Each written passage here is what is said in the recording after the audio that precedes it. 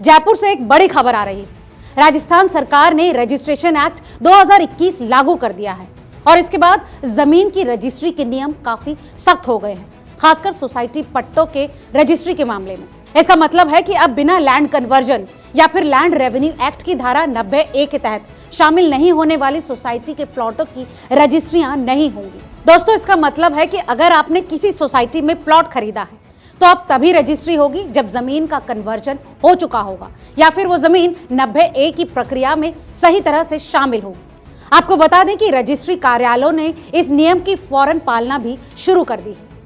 दरअसल राजस्थान में अगर कृषि भूमि को रेजिडेंशियल या फिर कमर्शियल पर्पस में इस्तेमाल करना हो तो उसके लिए 90A में अप्रूवल लेना पड़ता है। हालांकि अभी तक कई सोसाइटीज बिना अप्रूवल लिए ही प्लॉट काट कर बेच दिया करती हैं और लोग रजिस्ट्री कर लेते हैं, लेकिन अब सरकार ने यही लूपहोल बंद कर दिया है।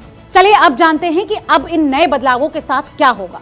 दोस्तों, अब जब आप रजिस्ट्री कराने जाएंगे तो भूमि के मालिक को यह बताना होगा कि जमीन कन्वर्टेड है या फिर 90A में शामिल है। अगर इसमें कोई कमी या फिर गलत जानकारी पाई गई तो इसके लिए उप रजिस्ट्रार जिम्मेदार माना जाएगा। दोस्तों, जयपुर में पंजीकरण से जुड़े वकील इस फैसले से नाराज हैं।